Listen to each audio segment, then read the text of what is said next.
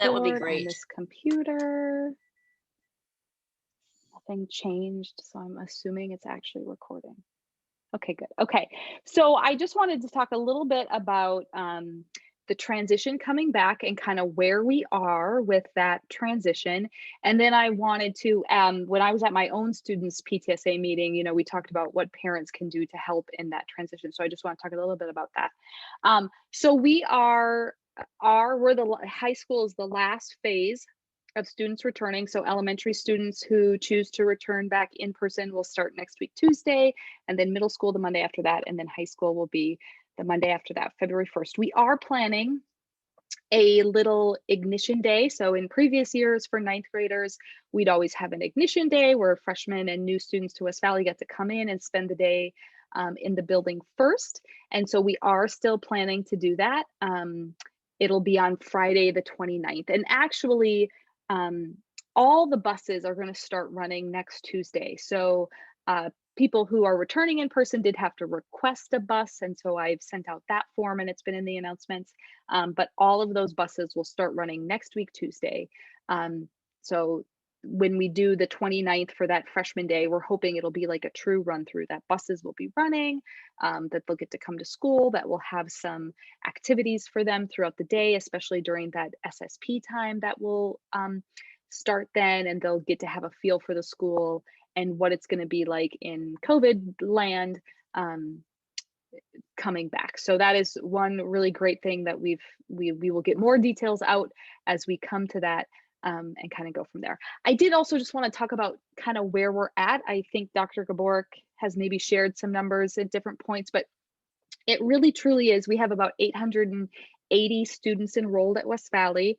About 80 of those are e-learning. And so 800 about are in the blended option. And it really has truly been a 50-50 split at this point. We've gotten about 80% of our families who've responded to the survey or who have called in about what their option is going to be, staying remote versus staying in or coming back in person. And throughout all of the data that we've gotten, it's really been within less than 10, 50-50. 50% of the families are choosing to stay remote, 50% are choosing to stay in person. So we're anticipating it'll be about 400 students that will be returning in person. So, and I know I'm sharing up here just the place where I had some information about Q3 learning options, which is all the same stuff that was in the newsletter that I sent. But I just wanted to talk about, that we've some of the big shifts, right? Because, kids who think back of, oh, school at West Valley, I'd hang out in, the commons and chat with Miss Gillum in the morning. Like that is not going to be COVID school, if you will, right? That it's going to be not hanging out kind of stuff, right? That we're going to really be trying to limit those contacts throughout the course of the day. So no lockers, and kids are so good. They asked the question in my morning meeting, right? We'll do some sort of a coat check situation for winter coats and winter gear and stuff. We'll figure something out for those kids who do need. You guys all have high schoolers. Half the high schoolers don't wear coats. Probably more than half the high schoolers don't wear coats. And to get them to wear a coat is a struggle. So we will certainly work with that. And we're hoping that, in terms of materials, since they only have 3 classes, they're not going to have a lot of materials that they would have put in their locker, which again, half the kids don't even use their lockers. But we really want to just make sure that kids know that, knowing that, we're going to do our best to mitigate within the school, but we know we're going to have positive cases. That's just the reality of where we are. And so we don't want anything left in lockers. We don't want kids left in a lurch because they left something in their locker either. So that's another kind of thought that we had. I did have one teacher say, because we are going to ask kids to still have a device when they're coming in person. So you're not going to be on Zoom in class or Google Meet, right? So your teacher may be interacting with students remotely while you're in your in-person class, but you're not going to be logged into a Zoom or a Google Meet. You might be doing work on your Google Classroom. You might be, maybe working on a shared document through Google on a device, but you're not going to be video conferencing in that sense. But so we are going to ask all students to have a device that's either going to be their own laptop or their own Chromebook or their own tablet, or we still have Chromebooks that we can check out to kids too. If there is someone who's been relying on a desktop or a shared device of some sort, we have Chromebooks to check out to kids. What I don't have is a whole bunch of extra chargers. So, one training piece that I think kids will pick up just fine because they always have chargers for their phones will be maybe also not just your device, but your charger and maybe a 6 foot extension cord, right? Like maybe everybody needs their new school supply, which is a 6 foot extension cord so they can sit at their desk and still plug in to an outlet. So, no lockers, bring your devices. We'll be doing social distancing to the extent possible. With the 50-50 split, maybe teachers do have just the right amount of desks in their room, but I've equated it, to like a cherry pie. As much as I could hope that as we cut this cherry pie into slices and it cuts really neatly, I know it's not going to cut neatly. So as much as I could hope that it'll be, oh, exactly 50% of Mrs. Gillum's world geography class has decided to stay remote and 50% are in person, the pie isn't going to slice that nicely. So teachers know we've been inputting the data into Power School as we've gotten responses. So teachers are starting to get a feel for which classes, looking at their classes, how many students are returning, so that they can make sure they have the right number of desks and chairs and everything in there. Students will be helping in the cleaning process and hand sanitizing. And I think my biggest, appeal to everyone, and I have little kids, so I say this all the time, good hand hygiene, right? Like reminding that we want to wash our hands really well at all points in times, even not in COVID times, but especially now, making sure that we're really conscious about that good hand hygiene piece. The other really big one that I think is going to be a huge shift is lunch. We're probably going to have 3 lunches with 400 students. One thing that we don't have is a big cafeteria space at West Valley. So we'll be utilizing every space that we have: hallways, library, cafeteria, mat room. We know from the science that lunch is one of those really high risk times in terms of transmission because students are unmasked. So we really want to make sure that we are following the social distancing during lunch, um, and really being cognizant about that, which means we're going to spread kids out as much as we can, but it also means that we're going to end up probably having 3 lunches. I hadn't made a decision, just because I wanted to see what the numbers looked like. But with 400 students, dividing them in half, we don't really have space for 200 students eating lunch, especially knowing that it's also going to be a closed campus. And the thought really behind that is with multiple lunches, I'm not going to know if Sheldon Gillum has, zone 2 lunch, but his friend in zone 3 lunch is leaving. And now all of a sudden, it just gets really messy. And again, I think I said this with everything, like it's not all going to work exactly how we hope it's going to work. And that's totally okay. And if something is a huge uh, disaster, like we will revisit it the next day and start again. So we're going to do our best, like with stagging passing periods, and we're going to see how it goes. And if something does not work, then we will revisit and circle back and come up with another plan. So, I think those are the really big things I wanted to talk about. Yeah, and then remote instruction, I just put on here that, it's going to look a little different than it is right now. And I think we've started to see that with the transition in times, that how teachers structure their instruction within that 80 minutes is probably going to look different, that we don't have that Wednesday instructional support day. So there might be some of that embedded into the day. Um, you know, Remote students might be interacting with in-person students online somewhat, maybe if they're having small groups working on shared documents or different things. Um, so that's going to be a bit teacher dependent upon what teachers decide to do in each of their classes. Do you guys have any questions about that or clarifications that I can help give, or things that um, I didn't cover? Okay, keep thinking about it. You can put them in the chat too. So the other thing I wanted to talk about is what parents can do to help, right? So we're going to control as much as we can in school, right? Like that's where we have control. We're going to try to make sure we're keeping kids spaced out. Of course, masks at all times, covering the nose and mouth will not be a negotiable. And we have lots of masks for kids. So if something happens, we'll have extra masks for them and we will have that educational dialogue, right? I know for me, have been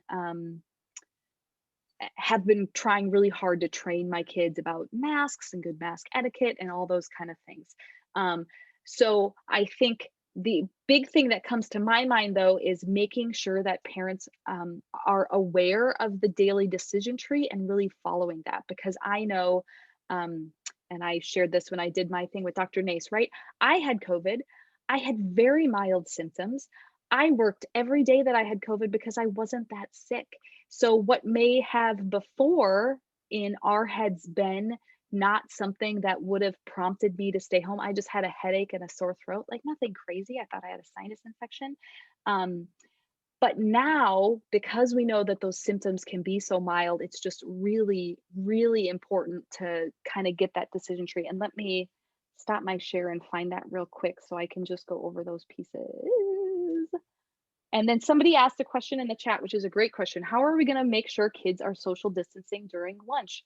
What a great question. So, we will have assigned areas in lunch. So, let's say Miss Gillum's class is in zone 3, and I'm going to have lunch at this point in time. And my class will be assigned to the West Commons. So we'll kind of have I mean, obviously, we're going to have somewhat assigned seats at lunch, which is just crazy to think about. But contact tracer Miss Gillum, which is one badge I'm going to wear, is always trying to be mindful of knowing exactly who is within close proximity of other students if they were to test positive.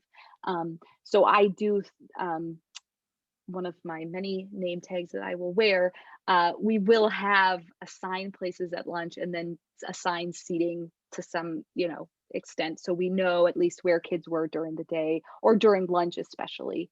Um, and then I'll share the daily decision tree, which, for some of us is just a regular part of our life, but I know it's going to take a little bit of training and time.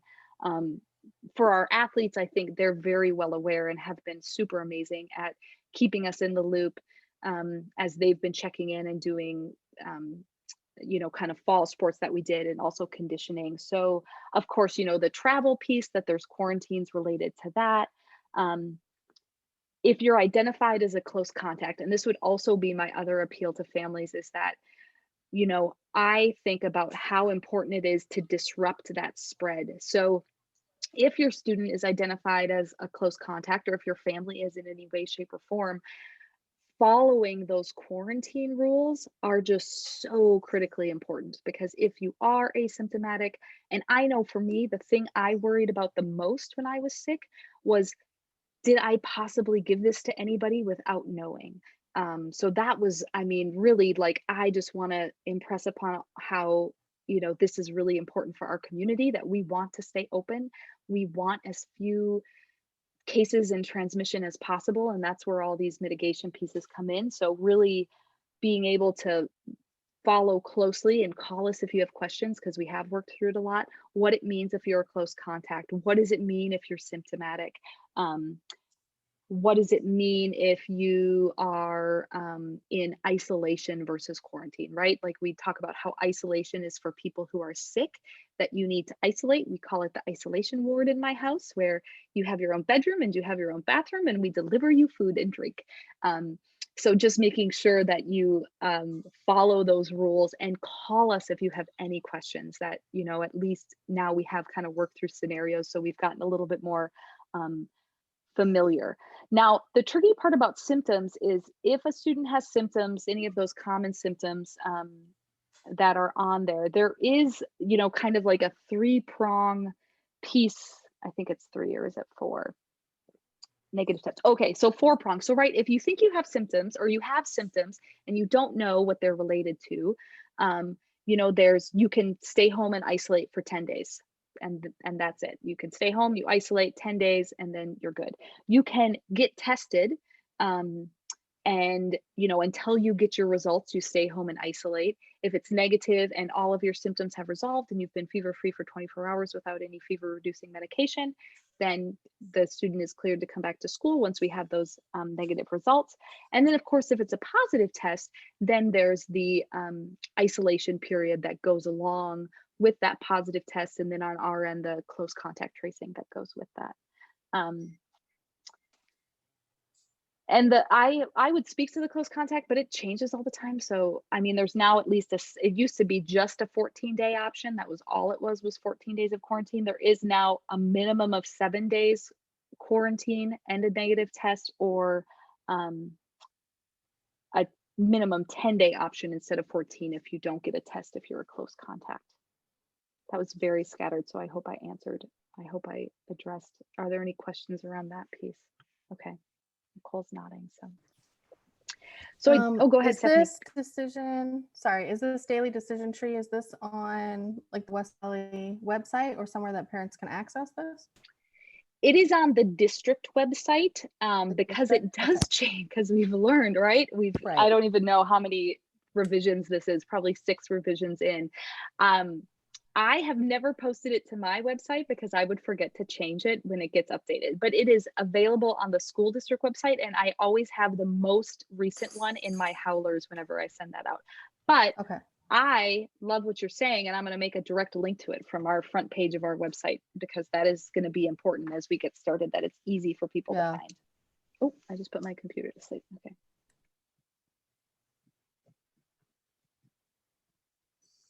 Awesome.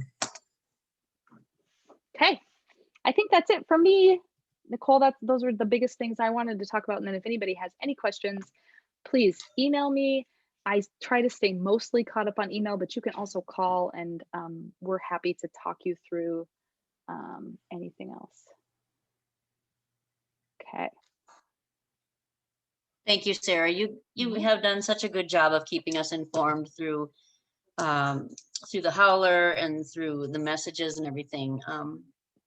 It's just been great. Every day at 1 p.m. now, you can catch the new daily download too. I like my Daily new name. download. Thanks to Pam Golden for that one. Oh, that's awesome.